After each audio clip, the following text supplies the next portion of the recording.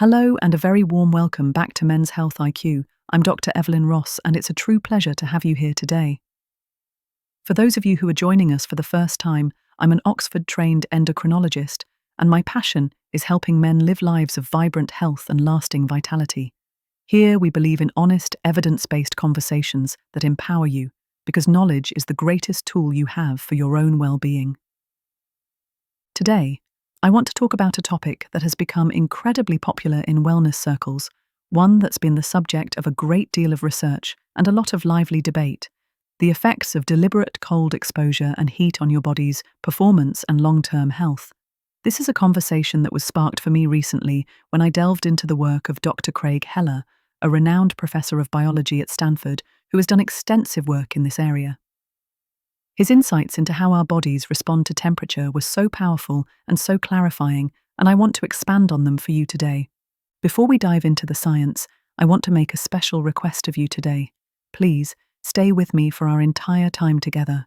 We'll be starting with a general overview, but the most important and truly life-changing information, the crucial steps for a path forward in your own life, will be revealed as we go. The actionable insights, including practical protocols for using heat and cold effectively, will be found in the latter half of our episode, and I promise you they are well worth the wait. I want this to be a conversation. The topic of male health is so often a solitary journey, but it doesn't have to be. I'd love to hear your thoughts, your experiences, and any questions you have about this topic. Have you ever tried a cold shower or a sauna for your health? What was your experience? I would love to read your comments below. Your questions and experiences help guide our community and can provide valuable insights for others who are listening. The historical and cultural context of temperature therapy. For centuries, the use of heat and cold for therapeutic purposes has been a part of human culture. From the Roman bathhouses to the Finnish saunas to the indigenous sweat lodges of North America, heat has been a communal practice for cleansing, relaxation, and spiritual renewal. On the other end of the spectrum, cold water immersion has been a part of ancient Greek and Roman traditions, as well as a cornerstone of Nordic culture with practices like ice swimming. These practices weren't just about recreation. They were deeply integrated into a holistic view of health, serving to improve circulation, reduce inflammation, and enhance the body's natural resilience. Modern science, as Dr. Heller's work demonstrates, is now providing the biological basis for this ancient wisdom. He points out that when you get into a cold shower or an ice bath, the immediate response is a tremendous shock to your system. This shock triggers a shot of adrenaline, which is a powerful physiological response. This is not just a mental experience, it is a profound hormonal event that can have a cascade of effects on your body. Dr. Heller also noted that cold exposure stimulates vasoconstriction, which is the narrowing of your blood vessels, a key process in thermoregulation. This is your body's way of keeping your core temperature stable by limiting blood flow to your extremities. What's fascinating is that this adrenaline rush and the physiological changes that follow are the so-called benefit that many people seek when they engage in deliberate cold exposure. But the question Dr. Heller and I want to address is, what does that actually mean for your long-term health and performance? The science of performance, aerobic versus anaerobic. Dr. Heller's work provides a crucial distinction between how temperature affects different types of exercise. For aerobic activity, think long runs, cycling, or swimming, the benefit of cooling comes before the exercise. He discussed the idea of taking a cool shower before a long run on a warm day. This practice, known as pre-cooling, increases the capacity of your body to absorb excess heat. It's a simple concept with a huge impact. If your core temperature starts lower, it takes longer to reach the point where heat impairs your performance. This can translate into running faster or farther. For anaerobic activity, like weightlifting or high-intensity interval training, the limitation is more local and immediate. As you work a muscle, its temperature can rise dramatically, up to 50 or 60 times the resting rate. This heat, as Dr. Heller explained, can't be dissipated fast enough. When a muscle's temperature gets too high, a fail-safe mechanism kicks in.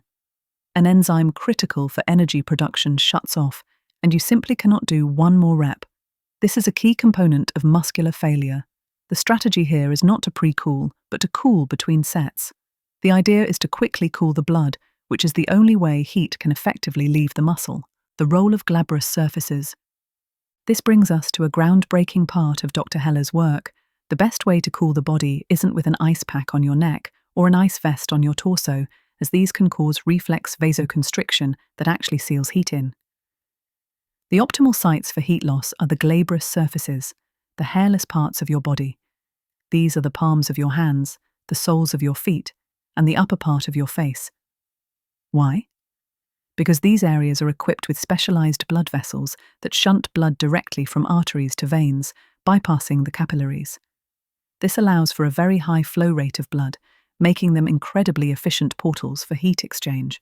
Dr. Heller described a study where they made people hypothermic and then cooled them using two methods: the standard method of applying cold packs to the armpits, groin, and neck, versus cooling the palms, soles, and face. The cooling rate was double using the glabrous surfaces. This is a game changer for athletic performance, as it means you can cool down much more effectively and quickly between sets, allowing you to increase your work volume and get stronger. In my clinical practice, I have seen these principles play out in the lives of many different men. I remember a patient I'll call Mark, a 35-year-old competitive powerlifter. He was a dedicated athlete, but he was hitting a plateau in his squat performance. He'd hit muscular failure around the same number of reps every time, and he was getting frustrated. After hearing about Dr. Heller's work, we discussed a new approach. Between sets, instead of just resting, he would stand with his hands in two large bowls of cool water, holding a cold object to ensure a good surface contact. We had him avoid putting ice in the water, so it wasn't too cold to cause vasoconstriction. Within a few weeks, his work capacity increased, and he was able to complete more reps and more sets than ever before. His story is a powerful example of how applying these principles can directly translate to tangible performance gains. Then there was a man I'll call Ken, a 55-year-old who loved running, but a recent diagnosis of borderline high blood pressure had him concerned. He loved his morning runs, but often felt overheated and exhausted afterward, which raised his blood pressure and heart rate. After consulting with me, he began a pre-cooling protocol. He would place his hands and feet in cool water for a few minutes before his run. He noticed a significant difference in his ability to maintain a steady pace without feeling overheated. His resting blood pressure and heart rate began to trend downward, and he felt more energetic and less fatigued after his workouts. His anecdote shows that these protocols aren't just for elite athletes, but for any man seeking to improve his overall cardiovascular health and endurance. I'd like to ask you, what's a common health myth you've heard that you've been curious about? Your questions are so valuable, so please share them in the comments below. Common myths and misconceptions. Let's clear up some of the common myths and misconceptions that can stand in the way of using these protocols effectively. Myth 1. Cold showers will instantly boost my testosterone. Fact. While a cold shower or ice bath can give you a surge of adrenaline and an overall feeling of vitality, the evidence for a sustained, clinically significant increase in testosterone is limited. Some studies have shown a short-term spike, but it's not the reliable, long-term effect that many people hope for. The real power of cold exposure is in its effect on your nervous system, your mood, and your ability to build resilience. Myth 2. You should never expose your body to heat because it will kill your sperm. Fact. As with most things in life, the dose makes the poison. Occasional use of a sauna or a hot bath is unlikely to cause a problem. It's the prolonged chronic exposure to high heat, like daily, hour-long hot tub sessions, that can be detrimental to sperm production. The good news is that these effects are often reversible. Myth 3. The shock of cold is bad for your heart. Fact. For a healthy individual, the vasoconstriction and adrenaline rush from a cold plunge are generally safe and can even be a good form of cardiovascular exercise for your blood vessels. However, if you have a pre-existing heart condition, this sudden shock can be dangerous. It is always best to consult with your doctor before engaging in any new and intense health protocol, particularly one involving extreme temperatures. Myth 4. Putting ice on my head or neck is the fastest way to cool down. Fact. As Dr. Heller explained, This can actually make you feel cooler than you are by cooling your brain's thermostat, but it doesn't effectively cool your core body temperature. It can even cause vasoconstriction, which impairs your body's ability to shed heat through its most efficient portals. This is why targeting the glabrous surfaces is a much more effective strategy. Lifestyle integrations and practical practices. Now that we understand the science, how do we use this knowledge in our daily lives? It's about finding a balance and using these tools with intention. For anaerobic performance, in the gym, between sets, you can use a crude protocol. As Dr. Heller mentioned, a bag of frozen peas or a cold can of soda passed between your palms can work. You'll know it's working if your hands feel cool but not numb or painfully cold. The goal is to cool the blood flowing through your hands without causing vasoconstriction. For aerobic endurance, before a long run or a strenuous bike ride, especially on a warm day, take a cool shower. As a more advanced practice, you can apply cold to your palms and feet for a few minutes before you start. This lowers your core temperature and buys you more time before you hit the point of overheating. For overall vitality and resilience, the simple practice of ending your daily shower with 30 to 60 seconds of cold water is a powerful tool. It stimulates your nervous system, gives you a boost of norepinephrine for mood, and helps you build mental fortitude.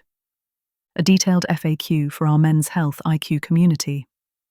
Question: is a cold shower the same as an ice bath? While both are forms of cold exposure, they have different intensities. A cold shower provides a stimulus to your nervous system, but an ice bath is a more profound physiological event. The sustained, all-encompassing cold of an ice bath is more effective for reducing inflammation and eliciting a more significant hormonal response. Both are great tools, but they serve different purposes. Question: can I use both heat and cold in the same day? Absolutely. In fact, many people find that alternating between heat, like a sauna, and cold, like a cold shower or plunge, is a powerful way to improve circulation. This contrast therapy causes your blood vessels to rapidly constrict and dilate, which can be an excellent form of exercise for your vascular system. Question: should I take a cold shower or a hot shower after a workout? This is a great question. If your goal is muscle recovery, a cold shower or ice bath is often recommended as it can help reduce inflammation and soreness. However, if your goal is to grow muscle and build strength, some recent studies suggest that a cold plunge immediately after a workout may blunt the muscle protein synthesis response. In this case, a warm or hot shower might be a better choice. This is an evolving area of research, and the best protocol really depends on your specific goals. Question: can deliberate cold exposure help with weight loss? There is some evidence to suggest that cold exposure can help boost your metabolism by activating brown fat, a type of fat that burns calories to generate heat. While this is not a magic bullet for weight loss, it can be a supportive tool as part of a comprehensive strategy that includes diet and exercise. Question: what is the recommended time for a cold plunge? For a cold plunge, a good starting point is around 30 seconds to a minute. The goal is not to endure the cold for as long as possible, but to stay in long enough to get the physiological benefits, the adrenaline rush, the vasoconstriction without overstressing your system. For a beginner, a minute is often more than enough. Question: what about the risks of cold exposure? For a healthy individual, the risks are minimal. However, as I mentioned earlier, if you have a pre-existing heart condition, such as high blood pressure or a history of heart attack, you should be very cautious and always consult your doctor first. Additionally, never stay in a cold plunge for too long, as hypothermia can set in. Question: what is the CoolMitt and where can I find it? The CoolMitt is a technology developed by Dr. Heller's team at a company called Arteria, and it is designed to cool the hands at a specific temperature to maximize the benefits of palmar cooling without causing reflex vasoconstriction. You can learn more about it at www.coolmitt.com. As we draw our conversation to a close today, my dear friends, I hope this discussion has brought a sense of curiosity and a new sense of possibility. The world of men's health is expanding in such exciting ways, and we are no longer limited to old myths. Remember, whether you choose to make a small change to your daily routine or to embark on a more significant journey with a medical professional, the path to health begins with intention. It starts with a commitment to yourself, a willingness to be vulnerable, and the courage to make small, proactive changes. This journey of wellness, of living fully and vibrantly, is one we embark on together. If today's discussion resonated with you, if it offered a fresh perspective or inspired you to make a gentle change, I would be so honored if you would join our ever-growing Men's Health IQ family. Please subscribe to our channel right now. It's a simple act that ensures you'll receive all our future episodes, each designed to empower you with evidence-based insights and heartfelt support for your well-being. And if you know someone, a cherished family member, a dear friend, or perhaps a valued neighbor, who might also find comfort, inspiration, or valuable insights here, I would be deeply grateful if you would share this episode with them. Your sharing helps us extend our embrace, fostering a larger community dedicated to thriving at every age. Let's continue to support each other on this beautiful path. Thank you always for your precious time, your trust, and your unwavering commitment to your own health journey. Until we meet again, take exquisite care of yourselves and keep cultivating that wonderful vitality.